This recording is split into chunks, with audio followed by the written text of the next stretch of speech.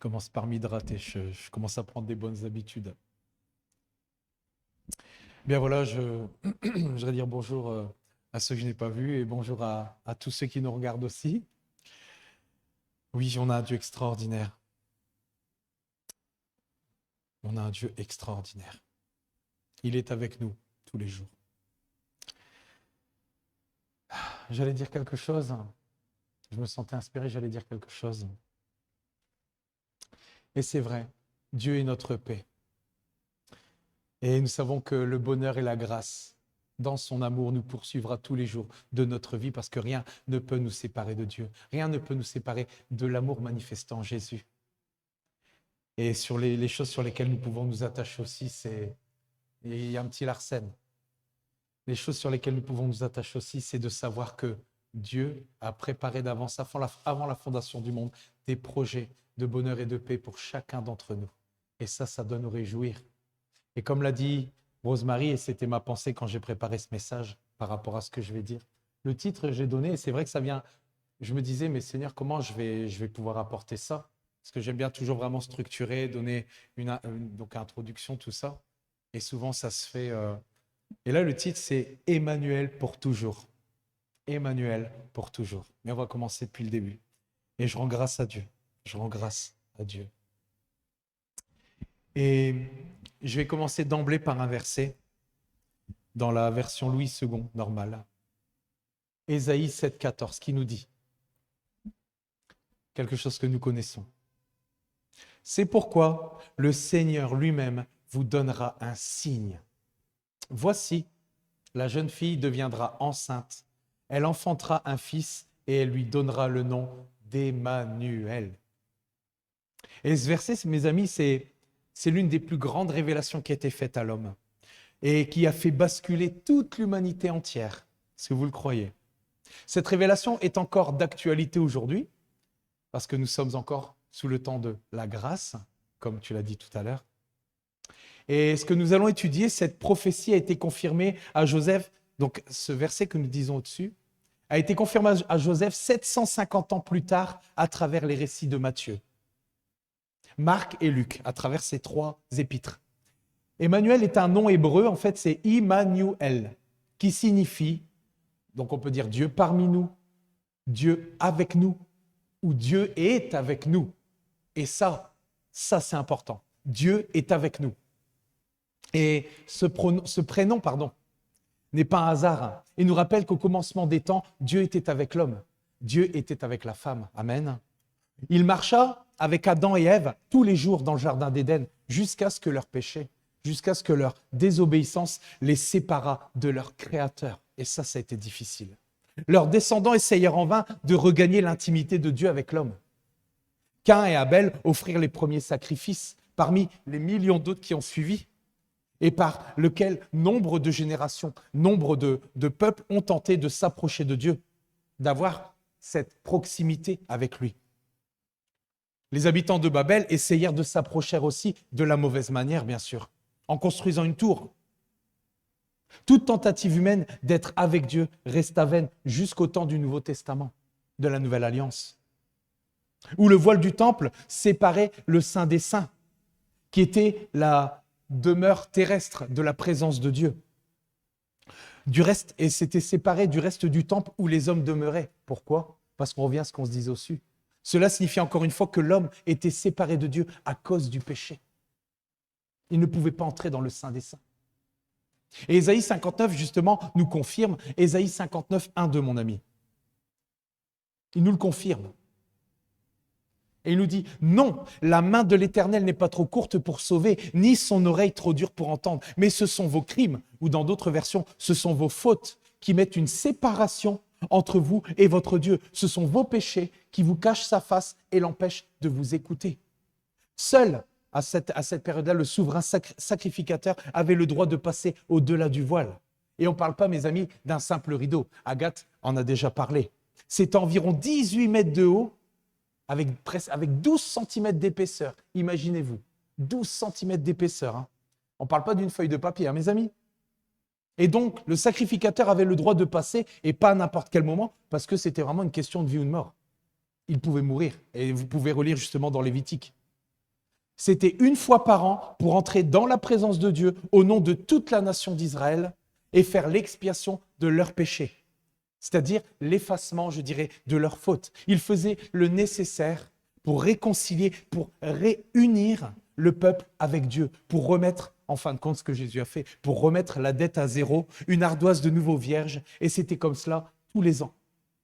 Tous les ans. Imaginez-vous, tous les ans. Une fois par an. Et je reviens maintenant à cette révélation faite 750 ans plus tard à Joseph, donnée par un ange. Dans Matthieu 1, 21, 23.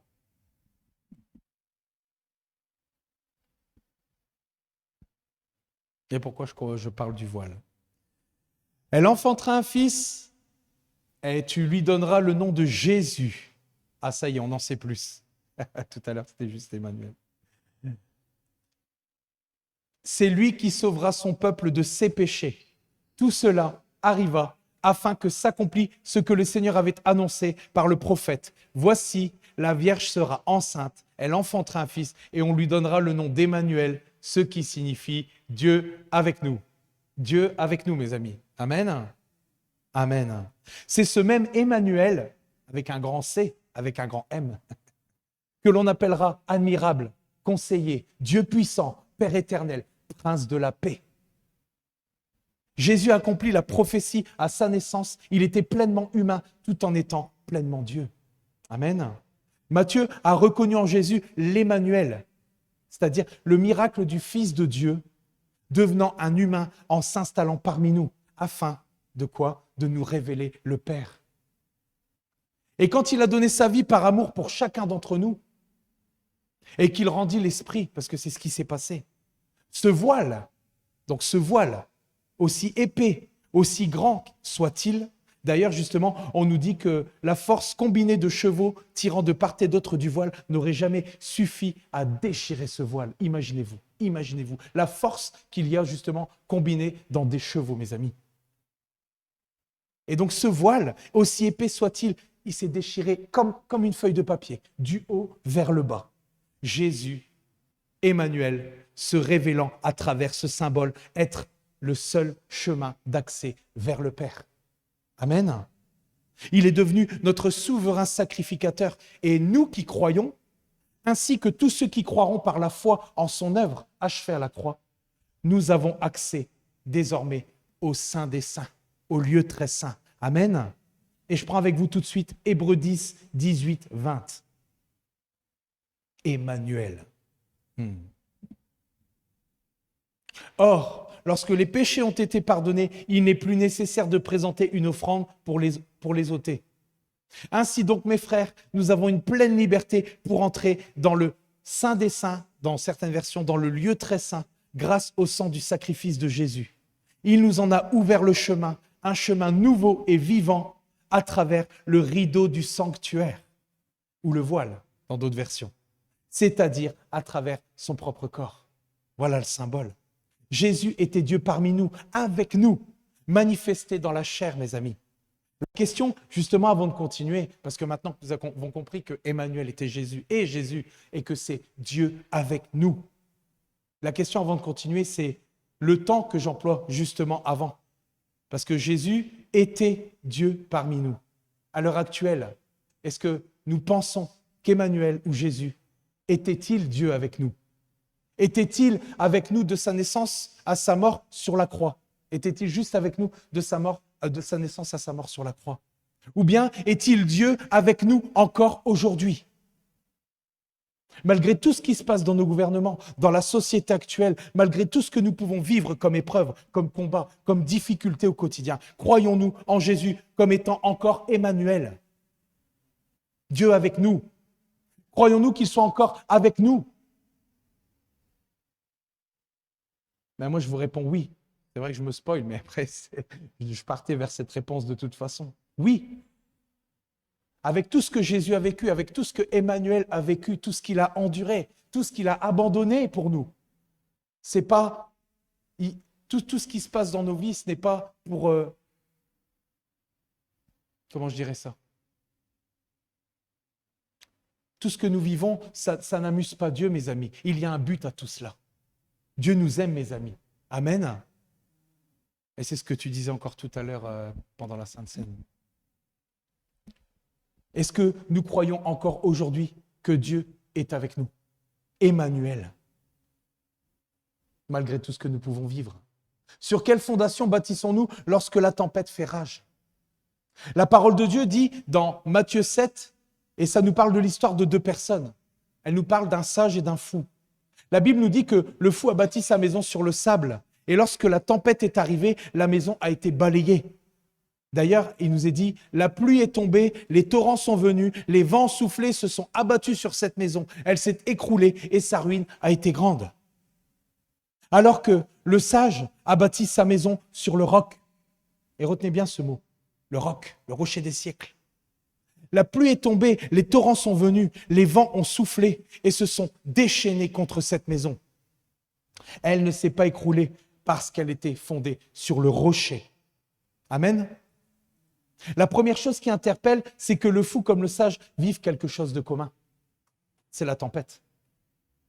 Personne n'est excepté. Elle n'est pas réservée qu'à ceux qui sont fous.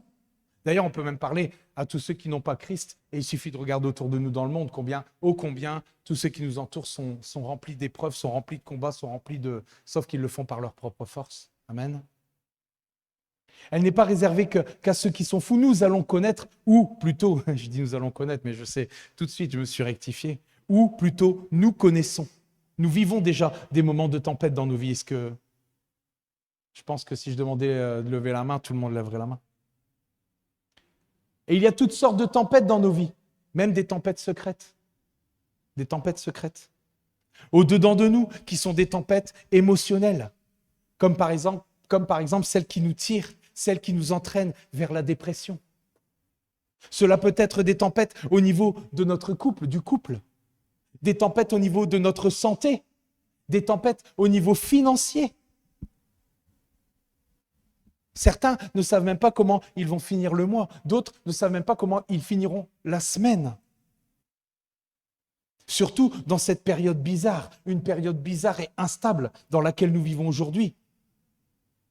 C'est vrai, nous savons que nous sommes dans une période qui est bizarre. Et vous savez quoi, il y a les prophètes, le message qui ressort ici, c'est que justement, l'Église de Christ, c'est exactement ce que David Wilkerson a dit il y a déjà des décennies, à savoir que ce reste saint qui va se lever, c'est un reste qui est très éprouvé.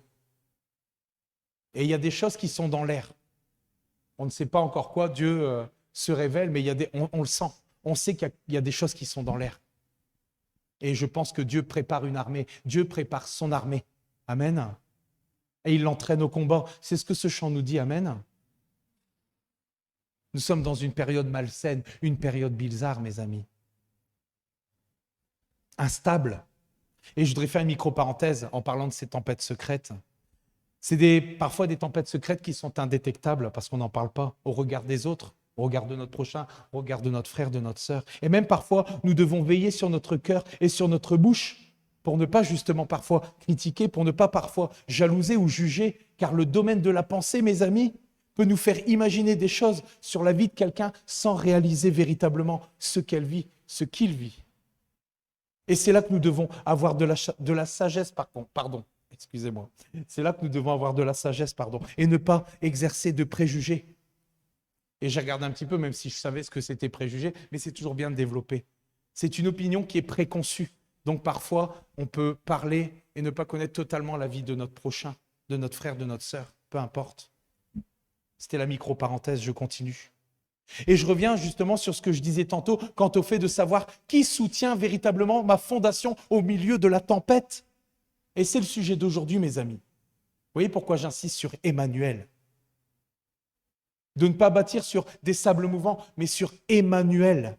D'ailleurs, Jésus a fait cette promesse après sa résurrection, juste avant de retourner au Père. C'était le dernier verset de Matthieu, dans Matthieu 28. Mais je ne sais pas donner. Je suis moi-même avec vous chaque jour jusqu'à la fin du monde. On le connaît, mais assimilons-le. Méditons sur ce verset, parce que c'est véritablement ça. Il est avec nous tous les jours jusqu'à la fin du monde. Le plus grand danger, justement, auquel nous sommes parfois tous confrontés, et je suis déjà passé par là aussi, c'est de ne pas voir Jésus dans nos épreuves. Au lieu de cela, nous ne voyons, je dirais, que des fantômes. Et vous allez voir pourquoi je parle de fantômes. D'ailleurs, après le repas miraculeux des 5 pains et 2 poissons, ce qui était déjà un miracle extraordinaire, qui ont nourri 5 personnes, sans compter les femmes, sans compter les enfants, nous le savons, Jésus fait quelque chose pour certainement tester leur foi. Et je vais prendre avec vous, dans la Louis II, Matthieu 14, 22 à 24.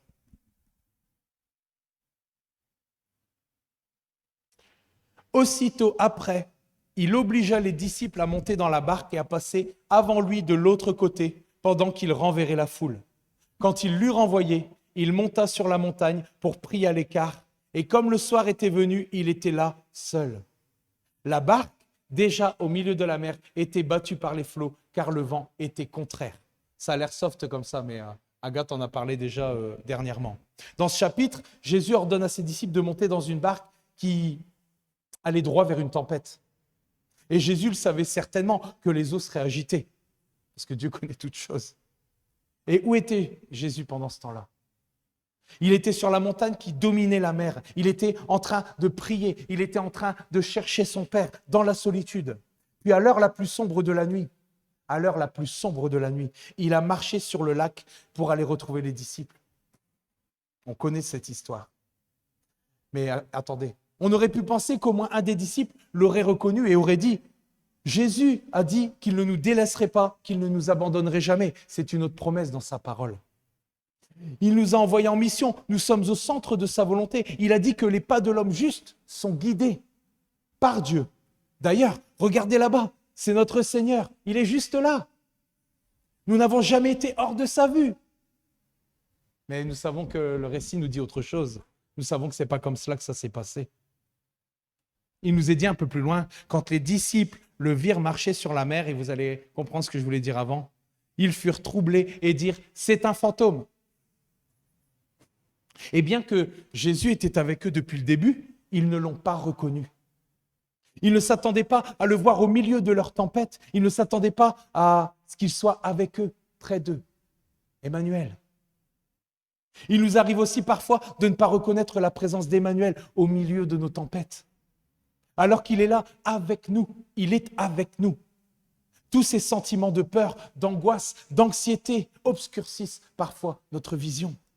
Alors que la confiance en lui conduit à la paix. Je voulais un mot qui dit qu'il n'y a qu'une seule, vous savez, on dit qu'il y a plusieurs chemins qui mènent à Rome, mais la confiance en Dieu nous conduit toujours à la paix, vers la paix. Amen. Et je vais prendre avec vous dans la Louis II qui confirme Ésaïe 26, 3, 4. Voilà, on parlait de sentiments. À celui qui est ferme dans ses sentiments, tu assures la paix, parce qu'il se confie en toi.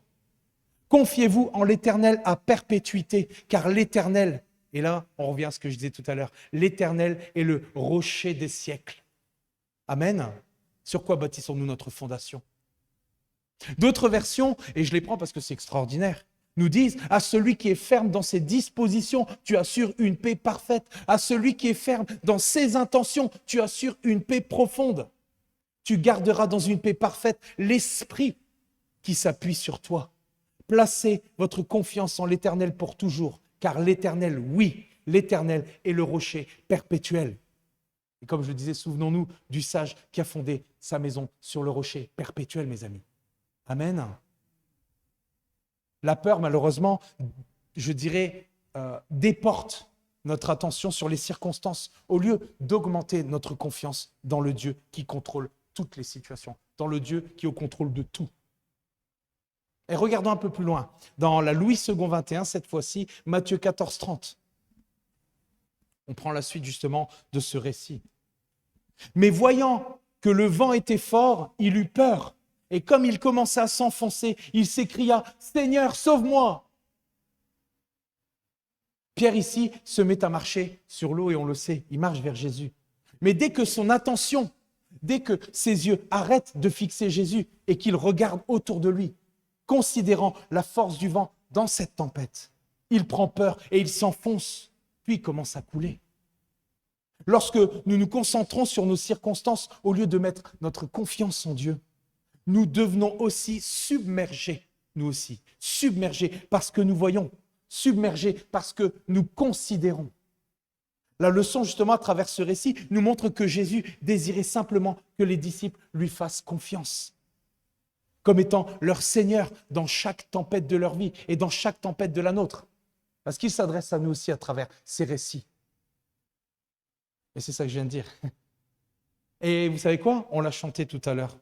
Donc si on l'a chanté, c'est qu'on est d'accord, c'est qu'on le croit. Même si les océans se déchaînent, je les traverserai avec toi. Père, tu domines les tempêtes. Je suis tranquille car tu es là. Extraordinaire. Amen. Dans ce moment de peur intense où la crainte est, je dirais, à son sommet, quand la nuit est la plus sombre, la plus noire et que la tempête est la plus violente, Jésus est Emmanuel. Amen. Il est avec nous. Il est Dieu avec nous. Jésus s'approche toujours de nous pour se révéler comme le Seigneur des flots, le Sauveur au cœur de la tempête. Et vous savez quoi? Le psaume 29, 10, dans la version Darby, nous le dit. Génial. L'Éternel s'assied sur les flots. L'Éternel s'assied comme roi à toujours. Et dans une autre version, il nous est dit, l'Éternel siégeait au milieu du déluge. L'Éternel règne pour toujours. Amen. Et dans un autre récit, les disciples ont vu Jésus calmer la tempête, parce qu'on sait qu'il y a eu 2 récits comme ça, en parlant de tempête. Et je vais prendre avec vous, dans la Louis II 21, Matthieu 8, 23, 24. Il faut que je me calme parce que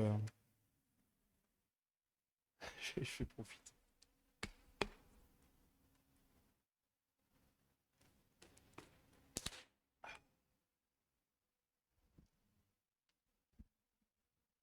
« 8, 23, 24. Il monta dans la barque et ses disciples le suivirent. Soudain, il s'éleva sur le lac une si grande tempête que la barque était recouverte par les vagues. Et lui, il dormait. Et lui, il dormait. Cette histoire a été aussi relatée dans les 3 épîtres, dans Matthieu, Marc et Luc. Et comme le disait Agathe dernièrement, ces hommes connaissaient bien les voies de la mer. Ce n'était pas leur première tempête. Surtout que la mer de Galilée était connue pour ses tempêtes soudaines et violentes. Mais pourtant, ces pêcheurs professionnels ont été effrayés au point de craindre de mourir. Amen. Et d'ailleurs, un petit peu plus loin, il nous est dit, « Maître, cela ne te fait rien que nous soyons en train de mourir. » Mais pourtant, Jésus était là, à l'arrière, endormi sur le coussin, comme nous dit Marc. Imaginons-nous, car en plus, dans la traduction, on parlerait même d'ouragan. D'ouragan. Ou mini-ouragan, ouragan. On ne parle pas de dormir sous la pluie ici. Ce qui est significatif, c'est que le sommeil de Jésus était profond et sain. S-A-I-N. Même pendant la tempête. Et c'est vrai qu'on a du mal à s'imaginer pouvoir dormir paisiblement lorsque nous sommes attaqués de toutes parts, lorsque nous sommes secoués par les vagues, lorsque nous sommes au cœur de la tempête.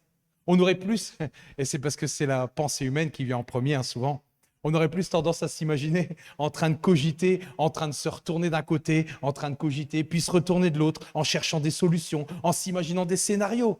Car parfois, comme on dit, il y a une expression qui est venue, c'est car parfois, on se fait des films. C'est vrai, combien de fois nous ne faisons pas des films dans la pensée? À un moment donné, il faut secouer la tête, mes amis. Ah ouais, ça m'est déjà arrivé. Ça m'est déjà arrivé. J'ai un événement marquant justement où je pensais tomber dans la dépression. C'était vraiment quand j'ai perdu mon papa. Et j'ai eu des pensées. Donc, il y a un film qui a commencé à s'installer, à se faire dans mon esprit. Et puis d'un coup, je me sentais partir, mais vraiment comme si... Et là, je ne savais pas ce que c'était vraiment la dépression. C'est dur à décrire parce qu'on peut aller mal, on peut être triste, Et là, vraiment, j'avais un sentiment que je n'avais jamais ressenti. Et là... D'un coup, mais ça, heureusement, Saint-Esprit, merci Saint-Esprit, j'ai secoué la tête et j'ai balayé cette forteresse qui est en train de s'installer, j'ai balayé ce film qui est en train de se faire dans mon esprit parce que ça va vite, mes amis.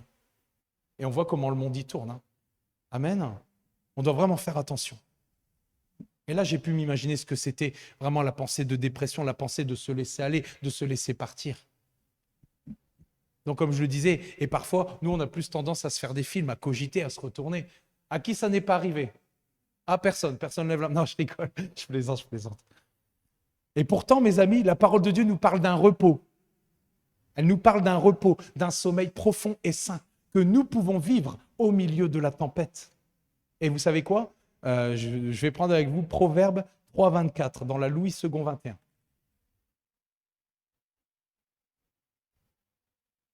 Si tu te couches, tu n'auras rien à redouter. Et quand tu seras couché, ton sommeil sera doux. Amen.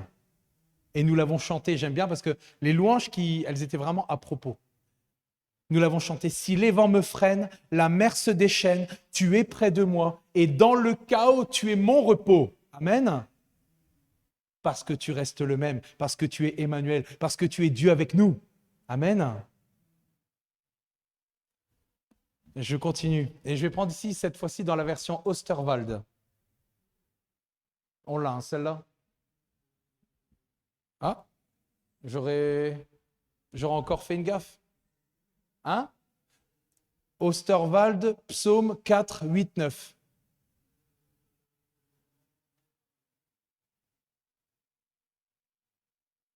Ah non, j'ai, à mon avis, une pensée de dernière minute. J'ai mis quelque chose. Donc, dans la version Osterwald, le psaume 4, 8, 9. Ah, je me souviens maintenant, c'est à la fin. On t'attend, Nico. Je plaisante. À ton aise, hein. On est entre nous. Moi, je vais commencer. Tu as mis dans mon cœur plus de joie qu'ils n'en ont quand leur blé et leur vin sont abondants. Je ne me coucherai, je m'endormirai aussi en paix, car toi seul, ô Éternel, tu me fais reposer en assurance. Ce n'est pas nous, c'est lui, mes amis. C'est lui qui me... Et puis on l'a chanté aussi dans ce chant, je l'ai pu exactement avec les océans qui se déchaînent. C'est lui qui me donne force, calme et puissance. Amen. Il s'agit ici d'arrêter de s'appuyer sur ses propres forces et de placer sa confiance en Dieu, de tout lui déposer. Venons à lui, et j'ai modifié, c'est pas modifié. Hein. Venons à lui, nous tous qui sommes fatigués et chargés par les tempêtes. Et il nous donnera du repos. Amen. Il a dit qu'il nous donnerait du repos. Et je vais continuer, et là tu peux prendre Ésaïe 40, 31. Et c'est un verset qu'on connaît très très bien, mais c'est encore une question une fois de méditer, de l'assimiler, de le laisser pénétrer dans notre cœur. Mais ceux qui se confient en l'Éternel renouvellent leur force. Ils prennent le vol comme les aigles. Ils courent et ne se lassent pas. Ils marchent et ne se fatiguent pas. Notre confiance en Dieu augmente notre force et notre foi. Amen. Nous ne nous lassons pas et nous ne nous fatiguons pas quand nous courons et que nous marchons parce que ce n'est pas par nos propres forces. Amen. Et quand Jésus a dit dans la Louis II 21, dans Marc 4, 35, je ne sais pas si tu l'avais préparé celui-là, il nous a dit quelque chose ici. Ce jour-là, le soir venu, Jésus leur dit, passons sur l'autre rive. Des fois, il y a des petits détails comme ça. Quand Jésus dit cela, il voulait dire, nous arriverons à destination. Nous arriverons de l'autre côté. C'est ce que Jésus avait affirmé avant. Amen. Jésus s'est endormi profondément car il savait qu'il arriverait avec les disciples de l'autre côté, sain et sauf. Il est Dieu. Et il ne pouvait déclarer la paix sur la tempête que parce qu'il avait cette paix en lui. Amen.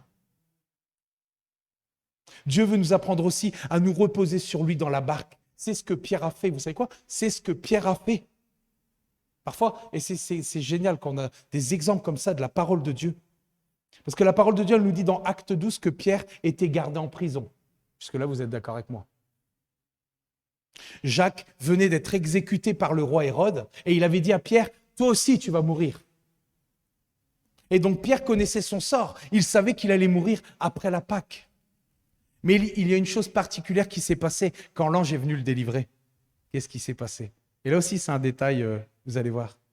Osterwald, je n'ai pas oublié, je pense. Hein. Osterwald, acte 12, 6. Et la nuit d'avant le jour où Hérode devait l'envoyer au supplice, Pierre avait peur, il était angoissé. Non, Pierre dormait entre deux soldats. Pierre dormait entre deux soldats, liés de deux chaînes, et des gardes devant la porte qui gardaient la prison.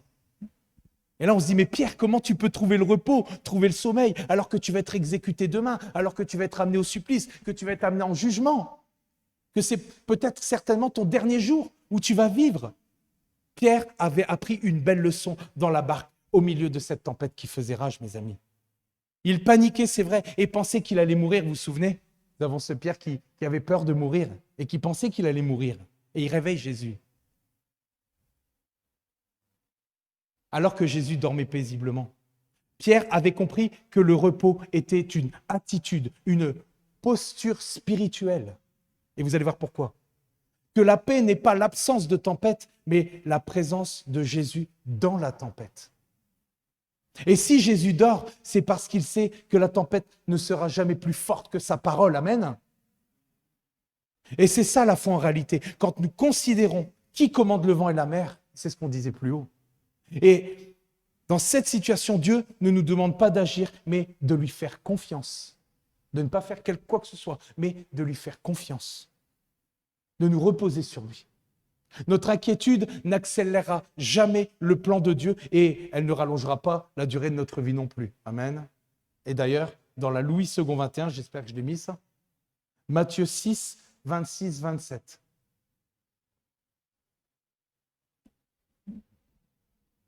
Regardez les oiseaux du ciel, ils ne sèment pas et ne moissonnent pas. Ils n'amassent rien dans les greniers et votre Père céleste les nourrit. Ne valez-vous pas beaucoup plus qu'eux? Qui de vous, par ses inquiétudes, peut ajouter un instant à la durée de sa vie? Jésus prend pour exemple les animaux, pourquoi? Et plus précisément ici, les oiseaux, car ils ne peuvent pas semer des grains, ils ne peuvent pas amasser pour l'hiver. Ces créatures dépendent de leur Créateur. Et tous les animaux, d'une manière ou d'une autre, font confiance à Dieu pour leur subsistance. Amen. Ah oui. Et pour revenir à nous, notre inquiétude retarde même parfois le plan de Dieu. Parce que la peur et tout ce qui en découle nous épuise. Ça nous épuise. Mais la foi, par contre, elle va nous positionner. Amen.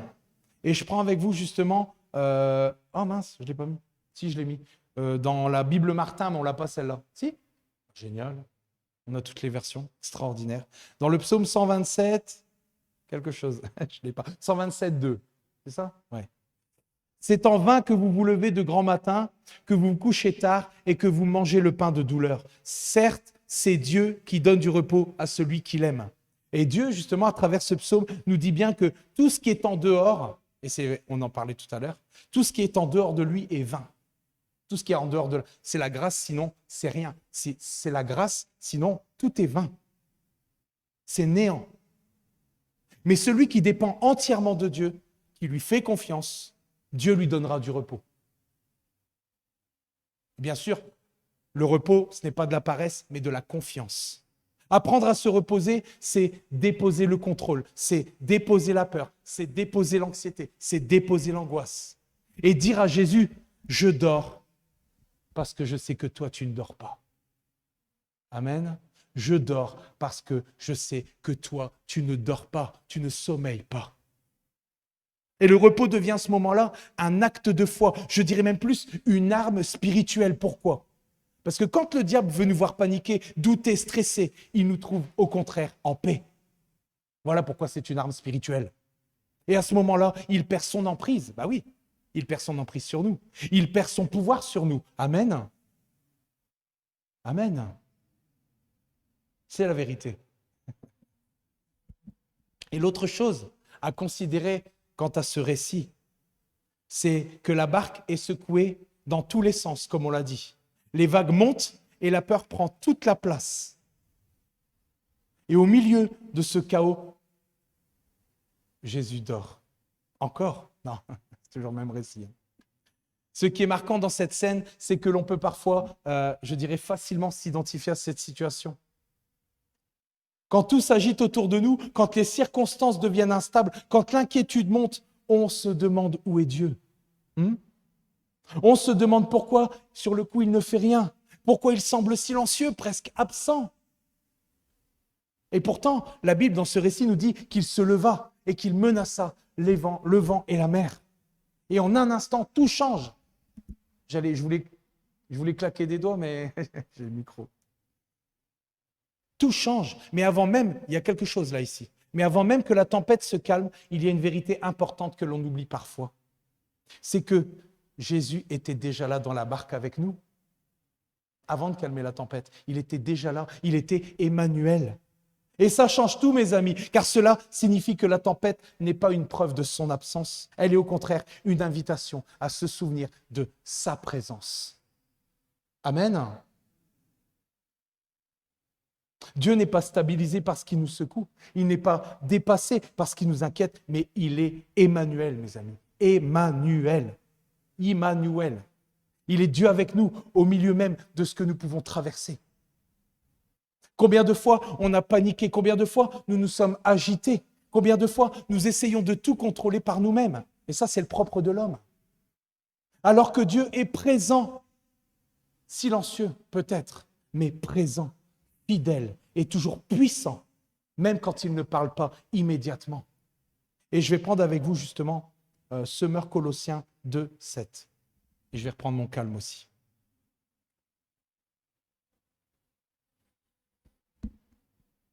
Enracinez-vous en lui, construisez toute votre vie sur lui et attachez-vous de plus en plus fermement à la foi. Dans d'autres versions, il est dit fortifiez dans la foi, affermis dans la foi, conforme à ce qu'on vous a enseigné. Agissez ainsi en adressant à Dieu de nombreuses prières de reconnaissance, et je sais que beaucoup le font déjà. Son silence ne veut pas dire que nous sommes abandonnés, bien au contraire. D'ailleurs, il y a ce chant qui nous dit qu'il est Emmanuel même quand nous ne le ressentons pas. Il est Emmanuel même quand nous ne comprenons pas. Il est Emmanuel même quand tout semble hors de contrôle. Et c'est dans ces moments-là justement où notre foi est appelée à grandir. Et vous savez quoi? J'en ai pas parlé à Sylvie ce matin, mais c'est ce qu'elle m'a dit. Et c'est dans ces moments-là où notre foi est appelée à grandir, à se fortifier, à s'enraciner plus profondément en lui. Parfois, la seule chose à faire, c'est de revenir simplement à lui et de lui redonner la première place. Devant la peur et tout ce qui en découle, parce que c'est vrai qu'on parle de l'amour et tout ce qui en découle, mais on parle aussi de la peur et de tout ce qui découle de cette peur. Et on ne va pas commencer à tout citer encore. Arrêtons de nous battre contre tout. Fermons les yeux et laissons Dieu faire ce que nous sommes incapables de faire. Car quand Jésus me lève, non, je sais encore le faire tout seul. Car quand Jésus se lève, tout peut changer en un instant. Amen. Dieu parle que le juste est souvent, c'est vrai, touché.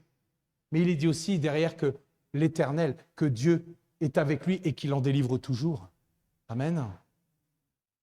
Tout peut changer en un instant. Les tempêtes que nous vivons ne définissent pas notre fin, mais la présence de Dieu, oui. C'est ça qui est important. Et il est avec nous à chaque instant dans la barque de cette vie, mes amis. Amen. Et je vais prendre un dernier verset dans la Louis II 21, Ésaïe 41, 10.